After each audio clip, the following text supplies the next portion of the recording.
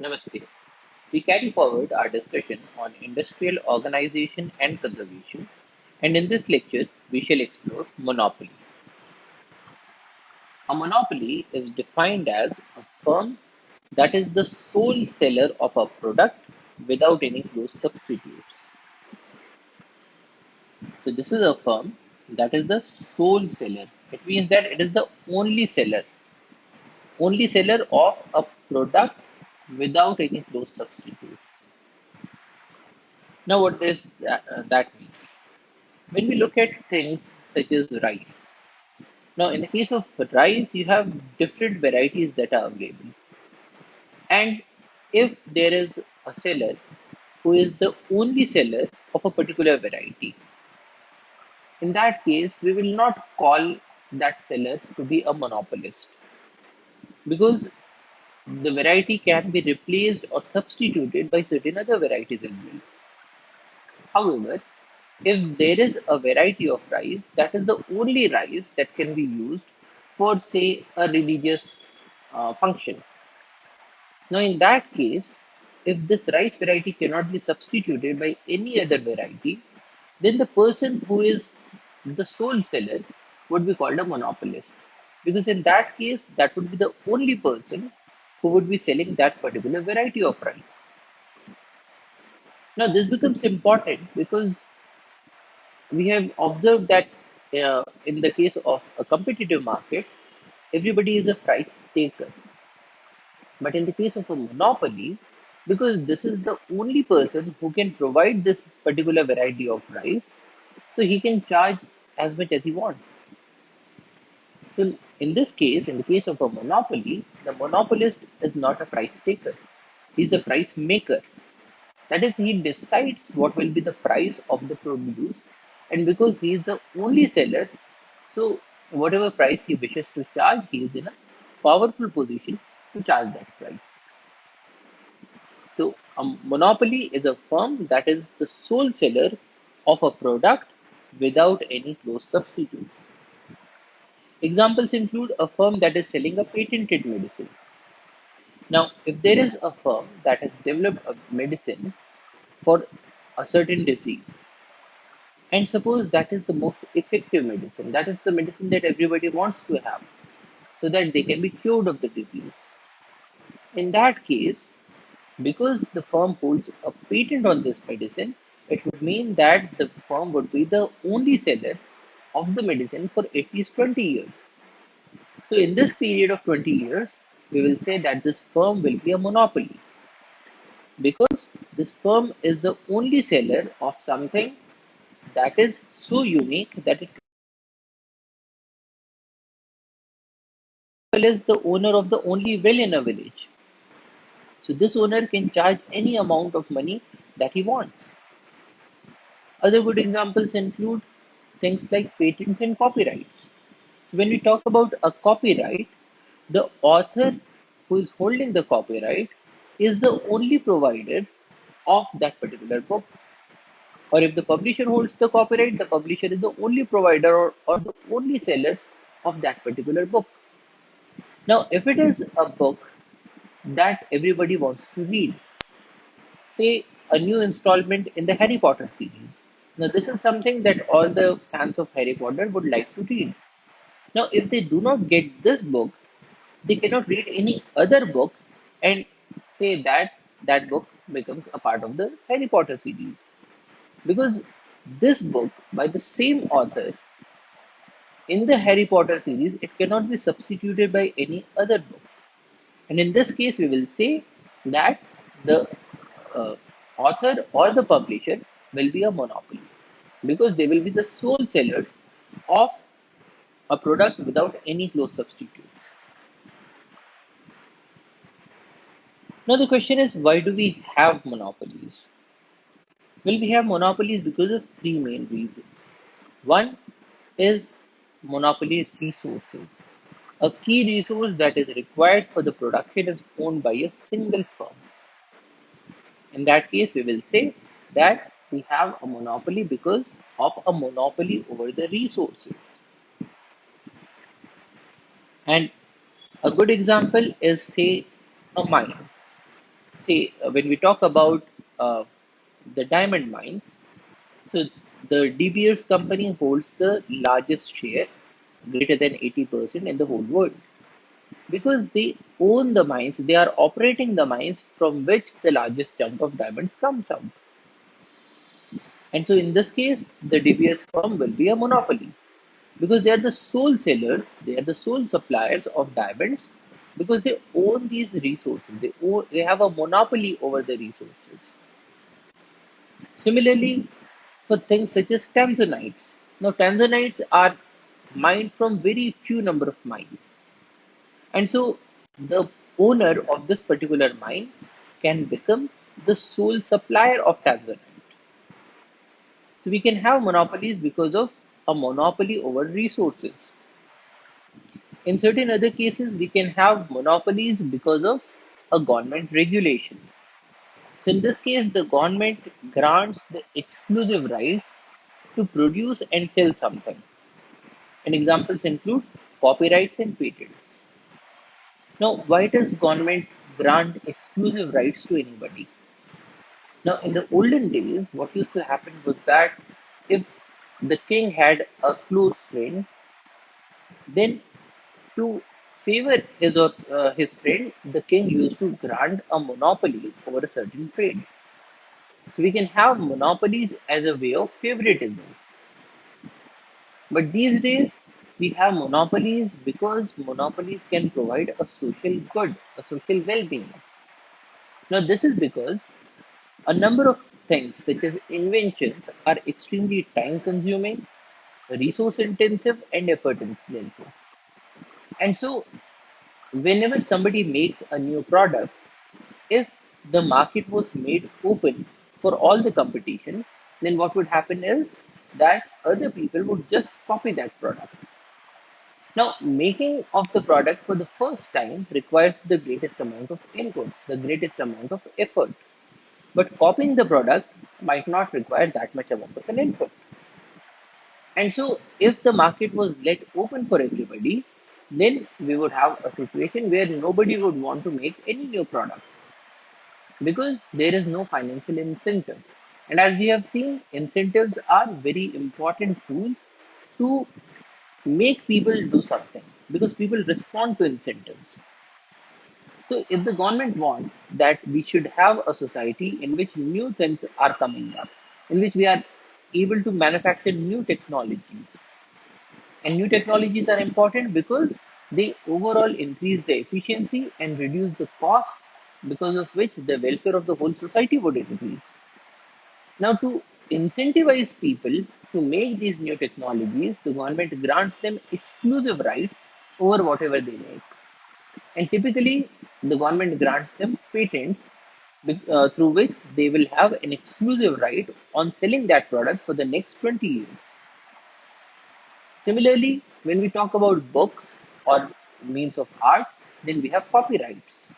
Now, copyrights ensure that the people who are doing this creative work in the form of writing a book, making a movie, or say singing a song, these people retain the rights of selling these creations so that there is an incentive to make these creative things. And so we can have a government regulation through which exclusive right to produce and sell a certain product is granted to somebody. And when we have such a situation, we will have a monopoly. And a third reason is that of the natural monopolies. In the case of natural monopolies, the cost of production for a single firm is much lesser than the cost of production for competitive firms.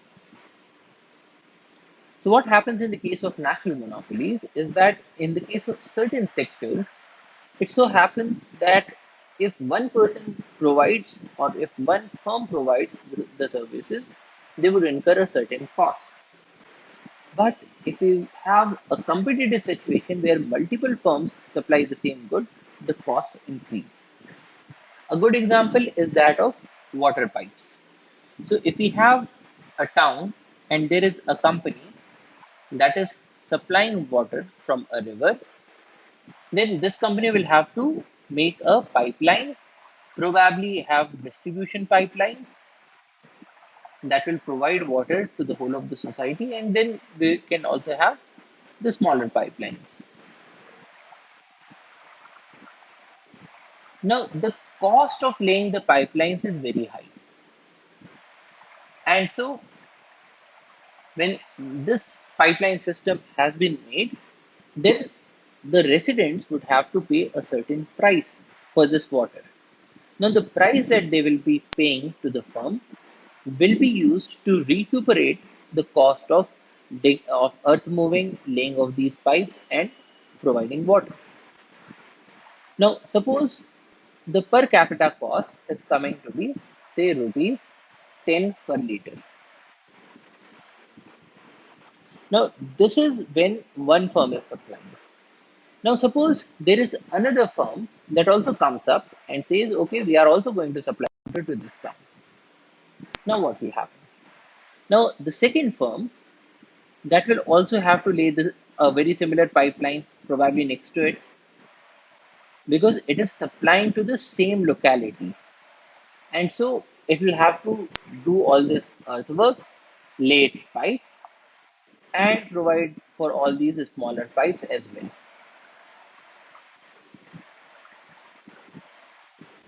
Now, what is happening in this case is that the cost of laying the pipe, it has now doubled, because while one pipe could have provided water, now we have two pipes for each of the areas.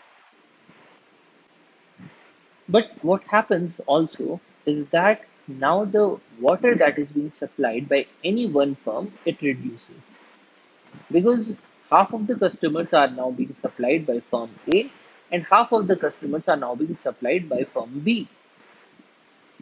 Now, in that case, because of a reduced market share, they will each of these firms will not be getting that high an amount because the quantity has gone down. What will they do? They have to recuperate the cost of the earthwork and digging of the pipes. So probably when this second firm comes up, then both the firms start to charge 15 rupees a liter.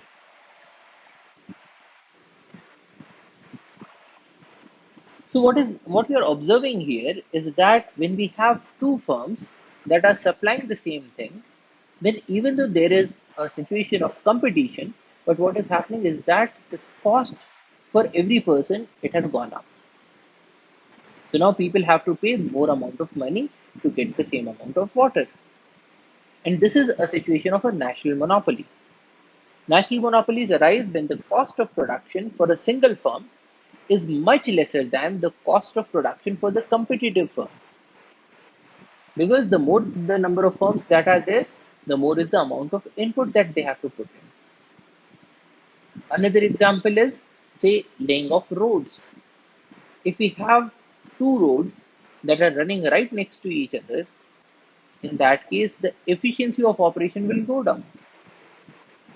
Or things such as electricity lines or things like railway lines. Now, a large number of these services are natural monopolies, which means that if there is a single firm, then the products will be made available at a much cheaper price to the people or to the public as compared to when we have more than one firm. And what we observe here is that the economies of scale that result because a single firm is acting, that also results in a natural monopoly. So what we are observing here is that on the y-axis we have the cost, on the x-axis we have the quantity, and here we are plotting the average total cost. So if a lesser quantity of the thing is sold, so in that case, with a lesser quantity, the cost increase. Everybody will have to pay a larger cost. Whereas if the quantity that is being supplied is large, in that case, people will have to pay lesser costs.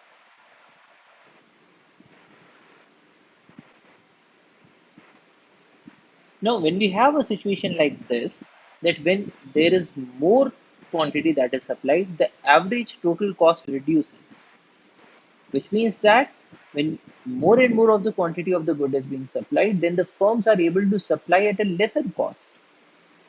then such sectors become natural monopolies.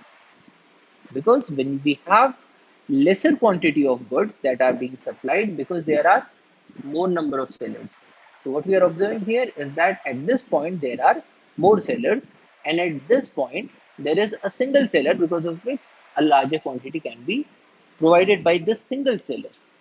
So the single seller is much more efficient, and so the economies of scale normally result in natural monopolies. Now, a monopolist market is very different from a competitive market, because in a competitive market everybody is a price taker, which means that the price is fixed by the market. And in the case of a competitive market, at the set price the firm can sell as much as it wants, because there are so many buyers that the firm can sell as much as it wants, but it cannot change the price. The price has been determined by the market. So in this case, the demand curve that the competitive firm faces is a straight line. That is, at the price that is fixed by the market, it can supply any quantity. So this is the demand curve that the competitive firm faces, because it is a price taker. In the case of a monopoly, the demand curve is the market's demand curve, because there is no fixed price. So what happens is that in the case of the demand curve, we have observed that as the price increases, the quantity demanded reduces. Now, when this is the demand curve for the market, then the monopolist can pick any price. And so, if the monopolist says that I am going to sell my product at this price, then in that case, this is the quantity that the monopolist will be able to supply to the market. If the monopolist says that no, I'm going to sell my product at this price, so at that price, this is the quantity that will be sold by the firm.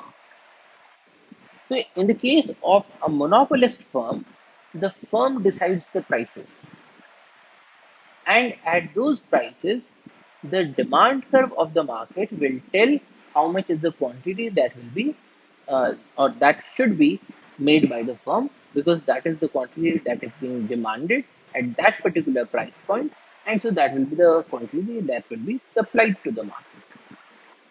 So there is this major difference between a competitive firm's demand curve, which is a straight line that is parallel to the x-axis, and a monopolist firm's demand curve that is actually facing downwards. Now, we have observed that, or we have assumed that in economics, people are rational decision makers.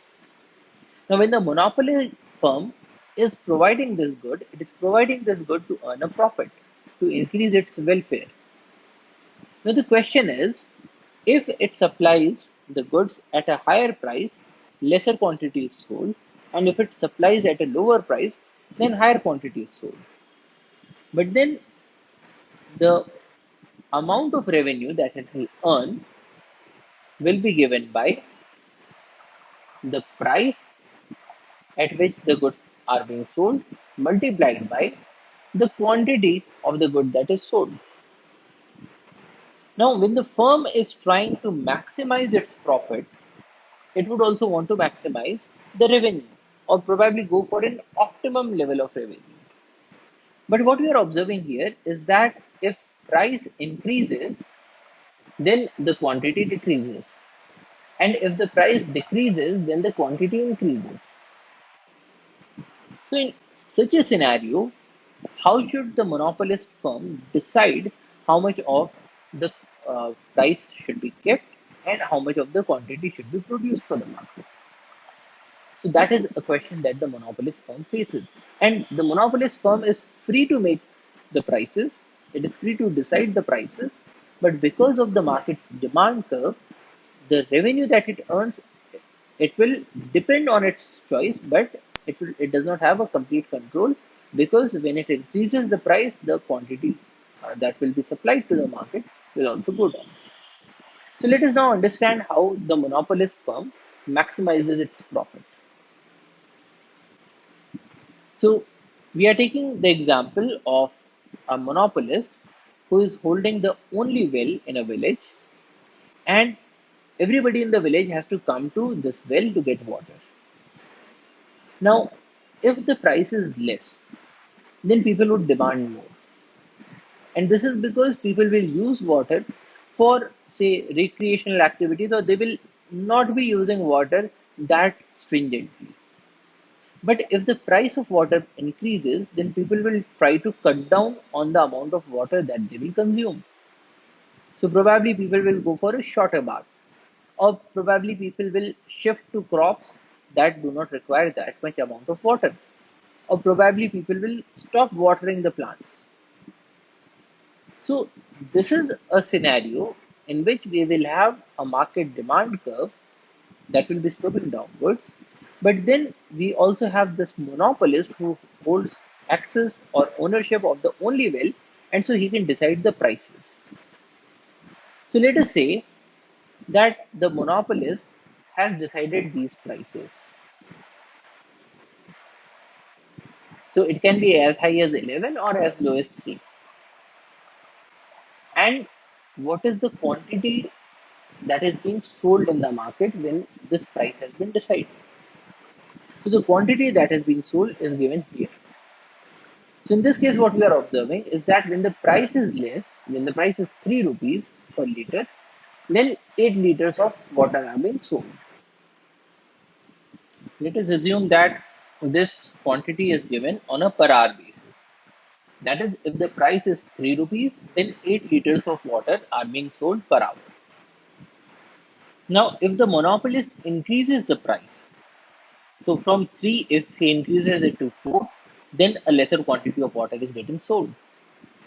When he increases it to 5, 6, 7, 8, 9, then we are observing that progressively lesser quantity of water is getting sold. Now, this is because of the market demand curve.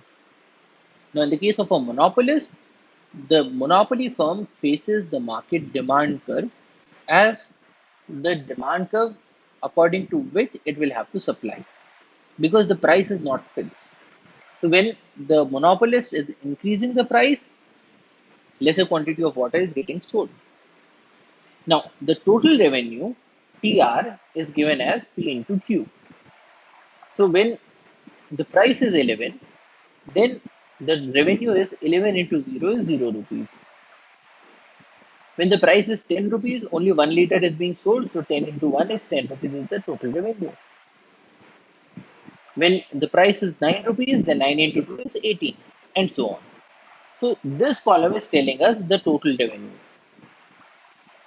Now from the total revenue, we can compute the average revenue. And average revenue is given as average revenue is total revenue divided by the quantity sold. So at this price point of 10 rupees, the total revenue is 10 divided by Q, which is 1, and you get 10. At this price point of 9 rupees, the total revenue is 18. 18 divided by 2 is 9. Here 24 divided by 3 is 8. So what we are observing here is that the average revenue in this case is what is the price. So average revenue and price are the same. What about the marginal revenue? Now the marginal revenue is given by change in total revenue divided by change in the quantity. That is, when this monopolist is moving from 0 to 1, then the change is 0 to 10. So the in this case, the marginal revenue will be given as the change in the total revenue, which is 10 minus 0 is 10, divided by the change in the quantity, which is 1 minus 0 is 1, or the marginal revenue will be 10 rupees. The when the price is 9 rupees, so when the price has has decreased from 10 to 9 rupees, the quantity has increased from 1 to 2, and the total revenue has increased from 10 to 18.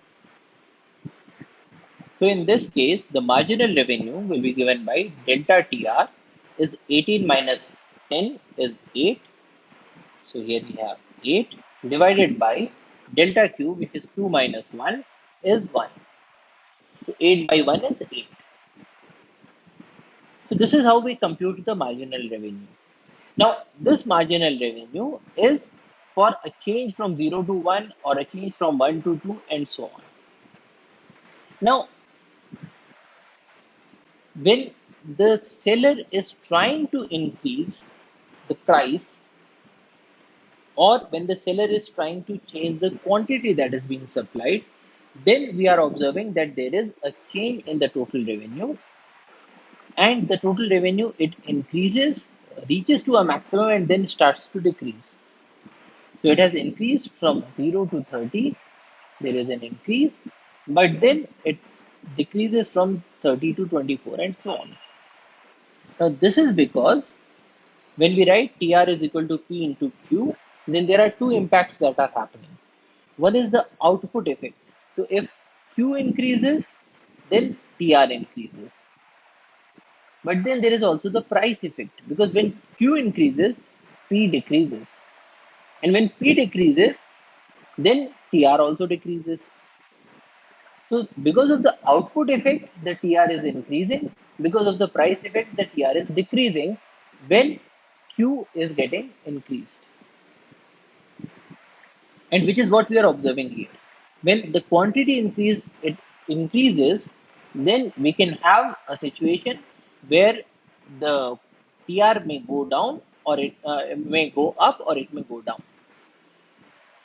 Now, if we plot the average revenue and the marginal revenue, so in this case, this is the average revenue, and the average revenue is actually equal to the price. And so we can plot that it is going like this. So it is going like this. This is the average revenue. But the marginal revenue, now remember that this value of 10 is for a change between 0 to 1. So when we are talking about the value of 0, the marginal revenue will be a bit greater than 10. So what we do is we plot it from the same beginning. So we plot it from a point of 11. And here we are observing that between 0 to 1, that is at a point of 0.5, we have a marginal revenue of 10. So at a point of 0.5, we have a marginal revenue of 10. At a point of between 1 and 2, that is 1.5, it has become 8. So at this point,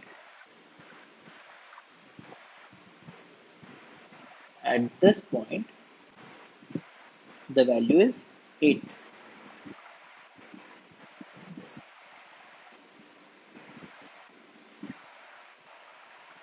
And so on. So what we are observing here is that the marginal revenue is less than the average revenue.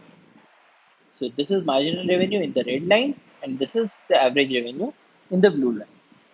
And what we have observed is that the average revenue is given by the price, or it is also given by the demand curve. But what we are observing here is that the marginal revenue is always less than the average revenue. Now, why is that so? When the firm tries to increase the output by a certain amount, then the price goes down. Because we have a demand curve in this market. So this is the demand curve that the firm is facing. When it increases the quantity, the price goes down. Now, when the price goes down, it does not go down for only the next item. The price goes down for all the preceding items as well. Because the firm can set up a price, but when it sets up a price, so let us say that the firm has set a price to be this. So in this case, this much quantity is being sold, but then all of this quantity will be sold at this price. So when that happens, with each increasing amount of good that is being sold in the market, the price of everything goes down. And so the marginal revenue has to be less than the average revenue. Because whenever we have an increase in the quantity that is being sold, the price reduces by so much that the price of everything goes down. And so the marginal revenue has to be less than the average revenue, which is what we are observing here. So the marginal revenue is less than average revenue, but average revenue is equal to the demand or the price. Now, when that happens, how does the firm maximize its profits? Now, we have observed before that the quantity to be supplied in the market is given by the point of crossing of these two curves, the marginal cost and the marginal revenue.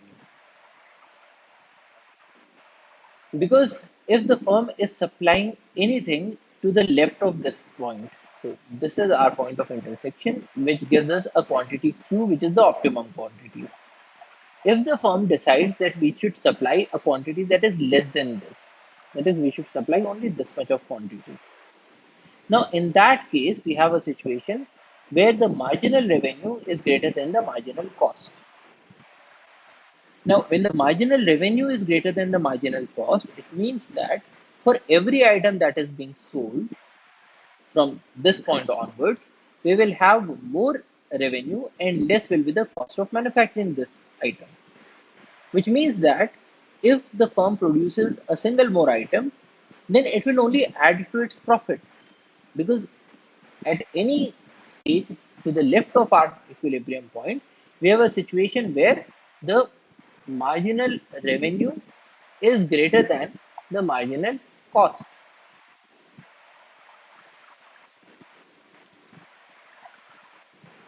And so for every item that is being sold, we have a marginal profit. And because of this marginal profit, the company will decide to sell a bit more. Because remember that we have begun with an assumption that the monopolist is also a rational thinker. So because the monopolist is getting some more profit, so it would say why not? And so for any point that is to the left of this point of equilibrium, because this situation holds true that the selling of one more item will lead to a marginal profit, then the firm will try to move towards the right, that is towards this equilibrium point. But what happens after it has crossed the equilibrium point? So let us take a point to the right. Let us take this point. Now, at this point, the firm finds out that the marginal cost of producing is greater than the marginal revenue, which means that for the item that we have just sold, we were requiring more amount of inputs or more money to make that item, but we were getting lesser returns, which means that we were at a net loss, a net marginal loss, which also means that the firm would think that, okay, probably we have manufactured a bit too more. Because if we did not manufacture this item, because the marginal cost is greater than the marginal revenue, if we did not manufacture this item, we would have reduced our losses. And so for any point to the right of this equilibrium point, the firm will try to move towards the left. And so to a point to the left, it moves towards the equilibrium. Any point to the right, it moves towards the equilibrium. And so this is the point that has to be the equilibrium point. So this is the point at which the firm will be earning the maximum profit. Now, at this point, we are getting the quantity and we also get the price. Now, this price is determined by the point where this vertical line cuts the demand curve. So, this is the point. So, this will give us the price. So, this is the situation in the market for a monopoly firm. And here as well, we have an average total cost of making the good and the marginal cost curve will cut the average total cost at the lowest value. So this is something that we have observed in the case of a competitive firm, and this will hold true here as well. So the marginal cost curve cuts the average total cost curve at the minimum. So that holds true here as well. But the only difference here is that the point of cutting of the marginal revenue and the marginal cost will only give the quantity, it will not give the price. The price will be given by this vertical where it cuts the demand curve. That will give us the price. So what we are observing here is that while in the case of a competitive firm, we were observing that P is equal to MR is equal to MC. So the price was fixed, and this price was the marginal revenue, because for each item it will be sold at this price only. So P is equal to MR, and the maximization of profit happened where MR is equal to MC. That is, marginal revenue is equal to marginal cost, and where it was cutting, we were getting the price. So that was the maximization of the profit, but the price was fixed. So this only gave us the quantity. In this case, also we have MR is equal to MC, which is giving us the quantity. But what we are observing here is that this MR curve, because it is lower than the demand curve, the demand curve is always upper, and so we will have a price that will be always greater than this point. So P is greater than the marginal revenue and the marginal cost at the point of profit maximization. So this point is P is greater than this point where MR is equal to MC. So this is the situation for a monopolist firm. This is the situation of the maximum profit. Now in such a situation, we can compute the profit. Profit is total revenue minus total cost. So TR minus TC. Now we can divide this whole portion by Q and multiply it by Q. So that will mean the same thing, because Q and Q will get cancelled out. So this is what we are writing here. TR by Q minus TC by Q into Q. Now total revenue divided by the quantity, total quantity that is sold, is equal to the price, because we had observed that the total revenue is given by price into the quantity. And so if we divide both the sides by Q, in that case, this Q and this Q will get cancelled out, and so we have P is equal to TR by Q. So here we have TR by Q is equal to P, or the price, minus TC by Q. Now TC by Q is telling us the total cost divided by the quantity sold, which is the average total cost. And remember that here we were drawing this curve, the average total cost curve, and the marginal cost curve was cutting it at the minimum. And here in the equation also we are coming to the same thing. So profit is equal to price minus the average total cost multiplied by the quantity that is being sold in the market. Now the firm has an option, it can either choose Q or it can choose the price at which it will be sold. So it will be selling the things, and that would determine the other object. Now profit is price minus average total cost into the quantity. So this is what we are marking here in the curve. The price is given by this point, which will tell us the quantity, where the marginal cost and the marginal revenue are the same. So this is giving us the quantity. Drawing the vertical where it cuts the demand curve gives us the price. So this is price. And the average total cost for this quantity is given by the point where this vertical line is cutting the average total cost curve, which is this point. So this is P, this is ATC, and so this length is P minus ATC. This one, P minus ATC. This much is the quantity Q. So this portion of this rectangle is the quantity Q. And so the area of this rectangle is given by area is P minus ATC, which is the height, multiplied by Q, which is the base. Or in other words, we can say that this area shown in green represents the profit of the monopolist firm. So to recap, how did we come to this point? We first of all computed Q, which is given by the crossing of the MR and the MC curve. So this is the point of profit maximization, and this will give us the Q. Now for this Q, we draw a vertical, and this vertical will cut the demand curve at the price point of P, and it will cut the ATC curve to give the average total cost for this quantity. And so this side or the height of the rectangle is P minus ATC. This point minus this point. The side of the rectangle is given by Q. So this is the quantity that we have found out by this point.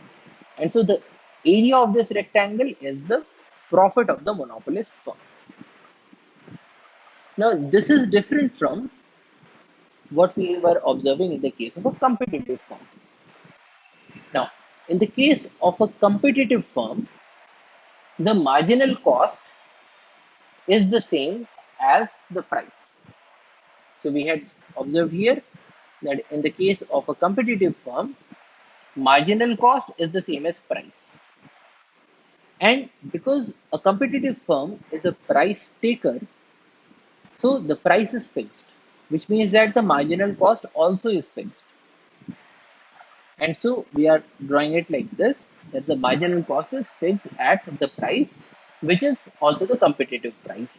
So this is P competitive. And this is the marginal cost curve. Now, this is the demand curve of the market. And the point where this demand curve cuts the MC curve. Now, MC curve is also the supply curve of the firm, because we are talking about not the accounting costing, but the economic costing. So it is including all the opportunity cost.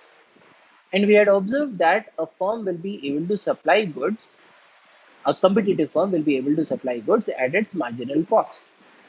And so this is the supply curve. And the point where the supply and the demand are meeting each other, this will give us the quantity that is supplied by a competitive firm. Now, suppose that for the monopolist firm, we also have the same marginal cost. In that case, the quantity supplied by the monopolist firm will be given by this point, where the MR and the MC are cutting each other. So this gives us the quantity supplied by the monopolist firm. And when we draw the vertical, the point where it cuts the demand curve gives us the monopoly price. Now, two things are important here. One is that the quantity that is supplied by the monopolist firm is less than the quantity that is supplied by the competitive firm.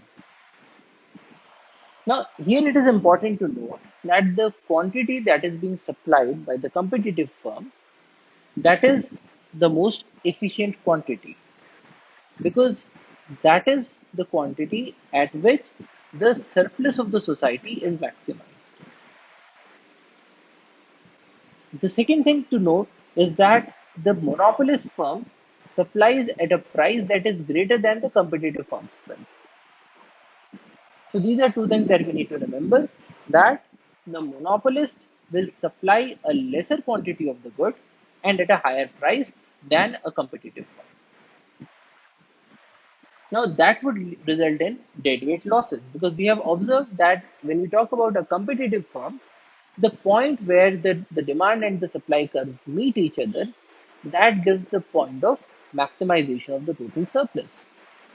That is, if we talk about these curves, so this is the marginal revenue, this is the marginal cost. So marginal cost is the supply curve for a competitive firm.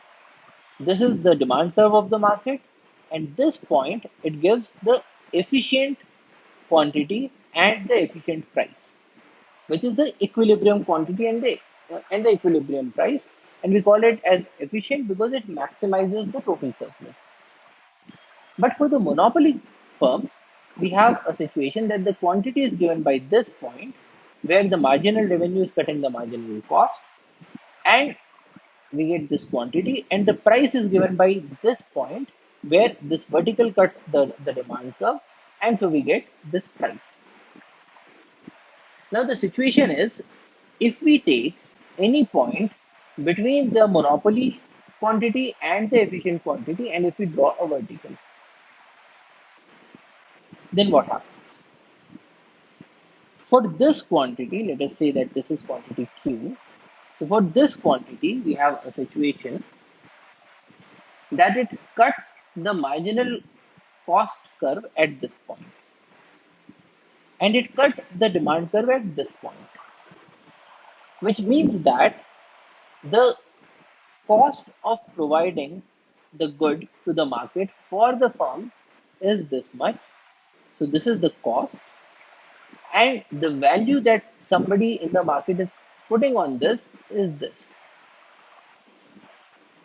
which means that there is some person who is willing to pay this much amount to this company or to this firm, and this amount is greater than the cost of producing the good, which would mean that if a transaction happened between this person and this firm, we will have a situation that the person will be happy because uh, he or she will be able to have this product at any price between this B and C. If that is a price that is decided, then there is a consumer surplus because this price will be less than B. And there will also be a producer surplus because this price is greater than C. So both are having a profit, but the thing is, this transaction does not happen because the monopolist firm only sells this much quantity. It does not sell this quantity Q. And so there is a situation where there is a deadweight loss because there is somebody who's putting a higher value to the product, and the firm can manufacture it at a lower cost, but still it is not selling it because it would reduce the total profit for the firm. So in the quest to increase the profit for the firm, we are creating a situation where the society is getting hampered. And so this is a deadweight loss. And so this triangle shown in green, it represents the amount of deadweight loss that will be there because of the action of the monopolist firm. Because the firm supplies this quantity to maximize its profit, and it does not supply the efficient quantity that actually the society or the market demands. So we need to remember that there is a deadweight loss.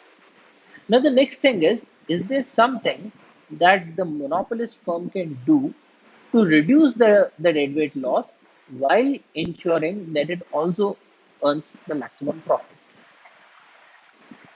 Now, this is something that most firms actually are doing. So let us now understand how that works. So now the firm is trying to reduce the deadweight loss, and the firm is trying to reduce this deadweight loss because it wants to sell a bit more. It wants to earn this profit that was being left out because it was not selling that quantity. But it wants to do that in a manner that will not reduce the price of the good. Because if it produces more quantity, the price goes down, which will affect all the goods that it is selling. So it wants to find out a way in which the firm can sell more quantity while not reducing the cost for everything. And this brings us to the topic of price discrimination. And let us understand price discrimination with an example. Suppose there is a publisher of a book, and this publisher is publishing an ebook. Now, in the case of an ebook, the cost of publishing is next to zero. But the publisher is not writing the book.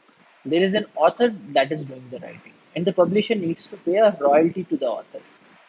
And suppose they have decided that the royalty to be paid is 20 lakhs of rupees.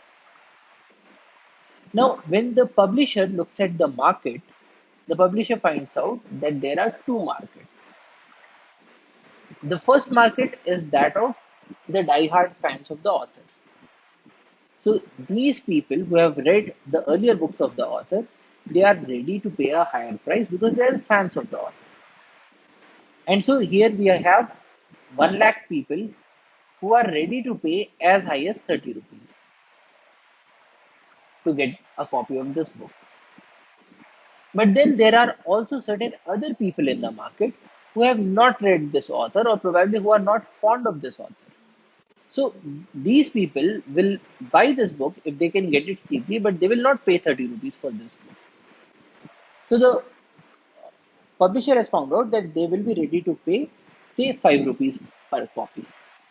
And in this case, the number of people is 4 lakhs. Now the publisher has to decide what price it should sell the book at.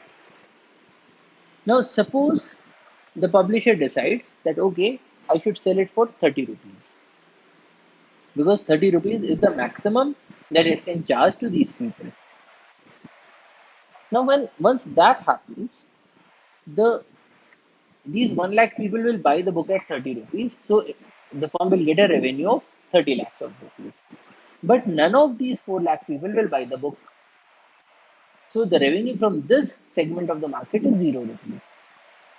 So the total revenue is 30 lakhs. And out of this 30 lakhs, the firm will pay 20 lakhs to the author and make a net profit of 10 lakhs rupees. Now, this is one scenario when the publisher is choosing the largest price. If the publisher chose the second price, if the publisher chose price of 5 rupees. Now, in the case of a normal monopoly market, what happens is that when the price reduces, that is the price for all the goods. So even these 1 lakh people who were able and willing to pay 30 rupees, they will get this book for 5 rupees because that is the price that the publisher has set. And from these people, the revenue will be 5 lakh rupees. And from these people, these 4 lakh people, now because they are able and willing to pay 5 rupees, so they will purchase the book and the publisher will get 20 lakhs of rupees. So total is 25 lakhs of the revenue, out of which 20 lakhs has to be paid to the author, and so the profit is 5 lakhs rupees. So what we are observing here is that in the first case, when the publisher chose the higher price, 30 rupees, it was making a profit of 10 lakh rupees. In the second case, when it chose the lower price, looking at the second market segment, it made a profit of 5 lakh rupees. The question now is, can the publisher do something to increase the amount of profits that it can make? Now, suppose the publisher chose to release the book at 30 rupees. And when this book is released, then all the die-hard fans of the author, they go and purchase this book. After they have bought this book, now at a later point of time, the publisher reduces the price and sells it for 5 rupees. Now what will happen? The people who wanted or who were ready to pay 30 rupees, because they were die-hard fans, they bought the book immediately. So that market is now saturated. And after they have bought the book, the publisher sells it for 5 rupees. If that happens, the publisher would be making 30 lakhs of rupees from the first segment and 20 lakh rupees from the second segment. So the total revenue becomes 50 lakhs, out of which 20 lakhs has to be paid to the author, and so the profit has become now 30 lakhs. So price discrimination or selling the same good at two or more different prices is a strategy that the monopolist can use to maximize its profits.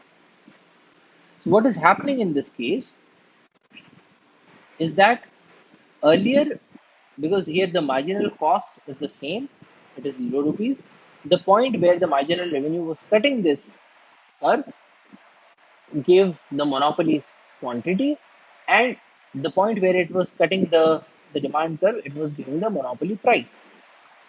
Now, when we had this situation, this was the profit given by the green rectangle, And these people who were putting a higher value but were able to get the product at this price, they were getting a surplus. So this was the consumer surplus.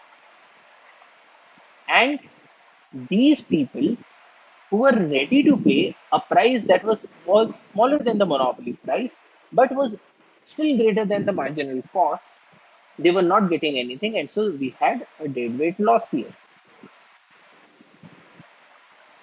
Now, in the case of price discrimination, what the publisher is doing is that it is selling a particular quantity at this price, another quantity at this price, another quantity at this price, and so on. So now what the publisher can do is to have multiple prices. And when we have multiple prices, the profit gets maximized, because in the case of a perfect price discrimination, we have innumerable number of prices so that everybody gets the product at the value that they are putting at the product. When that happens, then the consumer surplus for every person is 0 rupees, because they are getting the product at the same price that was their value for the product. So the consumer surplus is 0 rupees. But the profit is maximized because you are selling each product to each person at the maximum possible price that they were willing to take it for. And so the profit increases and the deadweight loss becomes 0, because in that case, every person, whatever value this person is putting, if it is greater than the marginal cost, the publisher will sell the book. So this is perfect price discrimination. And in this case, all the surplus goes to the producer. So we have a good amount of producer surplus or profit. The consumer surplus is 0, but at least everybody is getting the product. And examples of price discrimination include things like paperback edition versus library edition. So when the book is released, a number of publishers just release the library edition. So it will be a hardbound book at a very high price, meant for libraries, but all the die-hard fans will buy this book. And once they have bought this book, then at a later point of time, the publisher will release, say, a lower price paperback edition. In that case, the publisher is able to do a price discrimination. It is able to cater to the needs of the die-hard fans and also to the needs of those people who put a lower value to this product. Another is economy class versus business class in the case of aeroplanes. In this case, the airlines are selling the same product, that is the service of transporting people from point A to point B at two different prices. Or another example is discount coupons. So those people who can pay less can always cut these discount coupons from newspapers and magazines, bring them to the shop, and in that case, they will get a discount. But those people who are not ready to cut these discount coupons or collect these discount coupons, because probably they are very busy people or they are very rich people, so they just don't give a thought about getting a discount. So in that case, those people will not collect these discount coupons, and when they go to the market, they will get the same product at a higher price. So these are all different examples of price discrimination. Now, because monopolies have a deadweight loss, so we have different public policies towards monopolies. In certain cases, the government says that no, monopoly is bad for the society, and so we should have an increased amount of competition, and the government makes use of antitrust laws to break down the monopolies. That is, one large firm will be broken down into two or more smaller firms so that the amount of competition increases. Another policy is price control. So the government might say that no, the monopoly is selling the things at too high a price, and so we put a price a ceiling that nobody can sell above this price. Or the government may go for a public ownership or nationalization. So in a number of countries, things like roads or railways, these things are which are national monopolies, they are nationalized. The government is the only one who provides for these. And another option is doing nothing. Because here again, we have observed that markets are a good way of organizing economic activity, and certain governments might say that let the market do what they want to do. Whereas certain other governments might say that the governments can sometimes improve the market outcomes, and so it is our duty to improve the market outcomes, and we will do that. So the choice is dependent on the society that we live in. That's all for today. Thank you for your attention. Jai Hind.